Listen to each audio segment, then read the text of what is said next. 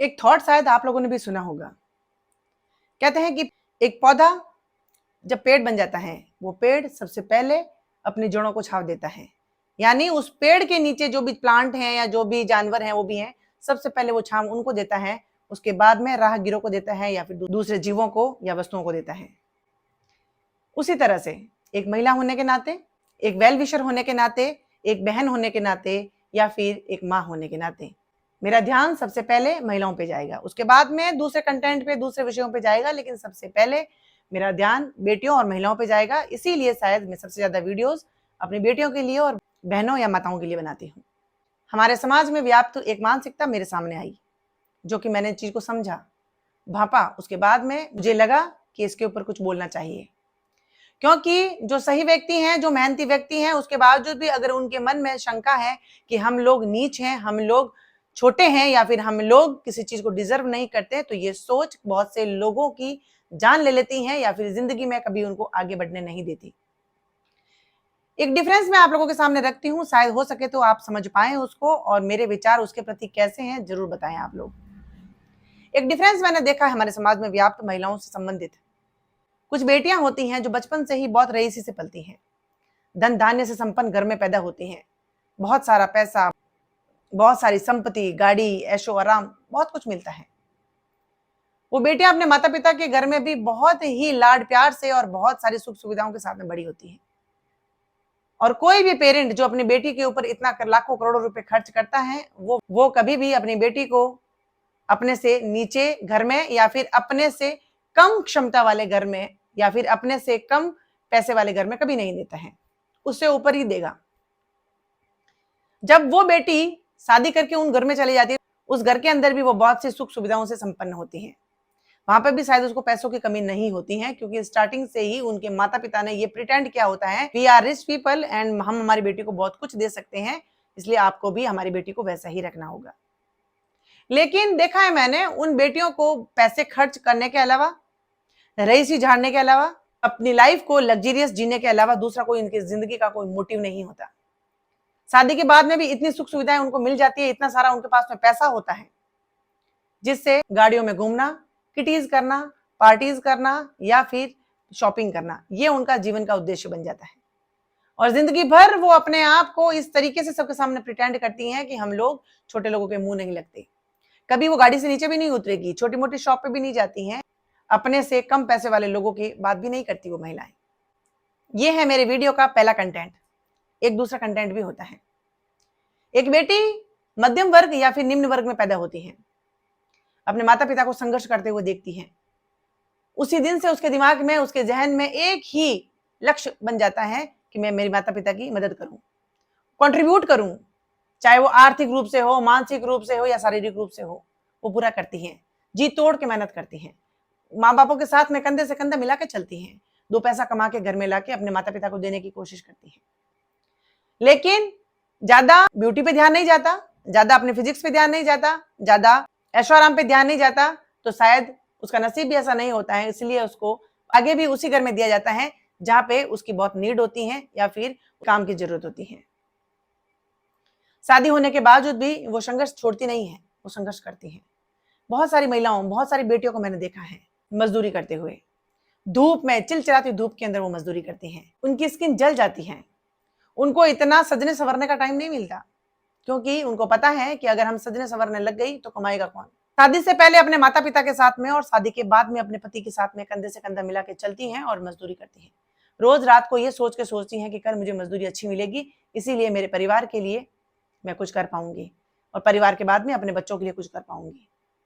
ये दो कंटेंट आपके सामने मैंने रखे हैं, लेकिन जो चीज जो मैंने इनके बीच में पाई वो बहुत ही अमानवीय है, वो इस समाज की बर्बादी का कारण बन सकती हैं।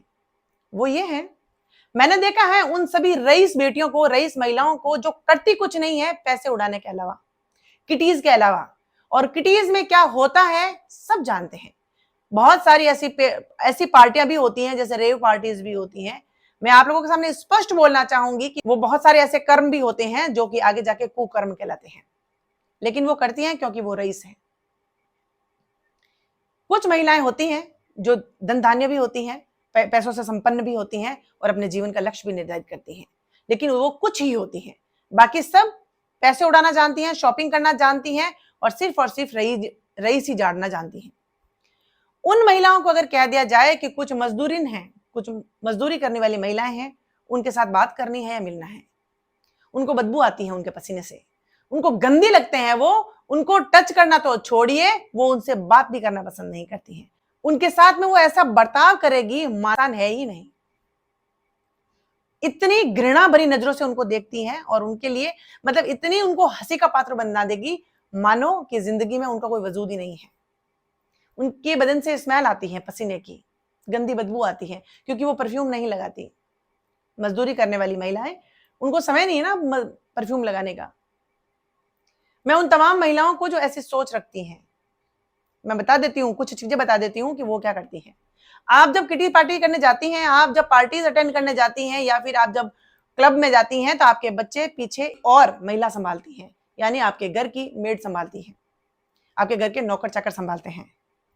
आप बच्चों को फीड नहीं करवाती, आप वो सभी चीजें जो कि मार्केट में मिलती हैं वो अपने बच्चों को खिलाती पिलाती हैं। आपके अकाउंट के अंदर पैसा आपकी कमाई का नहीं होता है, आपके या तो फिर पेरेंट्स का होता है या फिर आपके हस्बैंड का होता है। आप जिस गाड़ियों में घूम रही हैं वो गाड़ियां आपने भी नहीं खरीदी है, वो गाड़ियां आपको मिली हैं, यानी आप बहुत सी चीजों का उपभोग कर रही हैं जो कि आपकी नहीं है। लेकिन एक चीज मैं बता दूं आपको, आपके अंदर से भी बदबू आती है। बहुत सारी ऐसी रईस महिलाएं जिनके अंदर से बदबू आती है, मैं बता देती हूं, वो शराब की होती हैं। शराब की बदबू होती है, लोग आपके लिए बहुत ही अच्छी होती हैं, आपके लिए बहुत हाई क्लास होती हैं, लेकिन आप जिस चीज से घृणा करती हैं, मैं वो बता दूं कि वो पसीने की बदबू है, वो मेहनत की बदबू है, जो शायद शराब की बदबू से कितने गुना ऊपर होती है। वो उनके बदन में जो स्मेल आती है वो उनका हार्डवर्क है, वो उनकी मेहनत है, जो शाम को उनके हाथ में जो पैसा आता है वो पैसा देकर उनको खुशी मिलती है, मैंने इतना पसीना बहाया तब जाके मुझे इतनी मेहनत की कमी मिलती। और उनको फख्र करने की जरूरत है, शर्मिंदा होने की जरूरत नहीं है। वो अपना पैसा अपनी मेहनत से कमाती हैं। वो महिलाएं सुबह 10 बजे से लेके शाम को 6 बजे तक मजदूरी करती हैं, पसीना बहाती हैं और अपने जन्मजात बच्चों को, 3 महीने के बच्चे को, 6 महीने के बच्चे को, 9 महीने बच्चे को साथ में लेकर मजदूरी करती हैं। वो देश का गौरव है। और ऐसी महिलाएं जो पार्टियां करती हैं, शराब पीती हैं, अय्याशी करती हैं और अपने बच्चों तक को फीड तक नहीं करवाती हैं, वो इस समाज के लिए कलंक हैं। उन मेरी बेटियों को, मेरी महिलाओं को या फिर माता तुल्य महिलाओं को जो इतना हार्डवर्क करती हैं, मेहनत करती हैं, मजदूरी करती हैं और अपने बलबूते जीती हैं, उनको कभी भी शर्मिंदा होने की जरूरत नहीं है या फिर गिल्ट महसूस करने की जरूरत नहीं है, क्योंकि आप देश का गौरव हैं। पूरी जिंदगी वो मजदूरी करती हैं। ये महिलाएं जो रईस हैं, उनको मैं बताना चाहूंगी, जिन बंगलों में आप बैठी हुई हैं, जिनमें बैठ के आप अपने आप को रईस बोलती हैं, वो सभी बंगले उन मजदूरन की मेहनत से बने हैं। उन्होंने मेहनत की है, उन्होंने मजदूरी की है, जिससे आपके बंगले बने हैं और जिसमें आप रईसी से रह रहे हैं। मजदूरी करने वाली महिलाएं अपने पति के साथ में कंधे से कंधा मिला के चलती हैं। शाम को जो घर में पैसा आता है वो उस पैसे की आधी हकदार होती हैं और उसी 50% 50-50 से 100 बनता है और उस 100% से उनका घर चलता है। लेकिन रईस महिलाएं घर में बैठ के मौज मस्ती करती हैं, सिर्फ अपने क्रेडिट और डेबिट कार्ड संभालती हैं, वो सभी उनके हस्बैंड के होते हैं। उनका कंट्रीब्यूशन कुछ नहीं होता है, क्योंकि घर में काम करने के लिए उनके पास में नौकर है, बच्चे पालने के लिए उनके लिए नौकर है, और यहां तक कि सच्चाई बताऊं तो आजकल तो बच्चे पैदा करने के लिए भी उनको सरोगेट की जरूरत पड़ती है, वो बच्चा भी नहीं पैदा कर सकती हैं। तो कौन सा उनके अंदर ऐसा पॉइंट है या फिर कौन सा उनके अंदर ऐसा वो गुण है जिससे वो नारी कहलाती हैं? और जब उनके अंदर नारी कहलाने का ही गुण नहीं है तो उनको क्या हक है या कौन उनको ऐसा हक देता है कि मजदूरी करने वाली महिलाओं से वो घृणा करे या फिर उनको नफरत का शिकार बनाए या फिर उनकी इंसल्ट करे?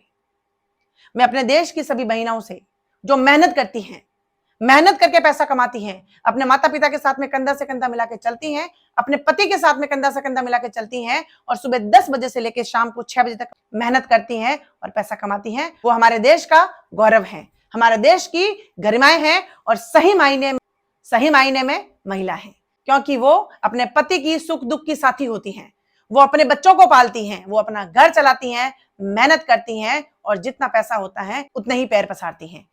वो सभी महिलाएं जो ऐशो आराम की जिंदगी जी रही हैं, रईसी कर रही हैं, जिंदगी में उनका कोई एम नहीं, कोई मोटिव नहीं, मैं उनके लिए तो कुछ कहना नहीं चाहूंगी, क्योंकि वो अगर जिंदगी को ही इंपॉर्टेंस नहीं दे रही हैं, हम जैसी महिलाओं को क्या ही सुनेगी। लेकिन उन सभी बेटियों को, उन सभी महिलाओं को जो देश का गौरव हैं, जो मेहनत करती हैं, जो अपना वजूद बना के रखती हैं, बड़े बड़े रईस लोगों के सामने काम करती हैं, लेकिन अपने जिस्म के साथ में या फिर अपने काम के साथ में कभी सौदेबाजी नहीं करती, वो असली में नारी है, और शायद इसी को नारी शक्ति कहते हैं।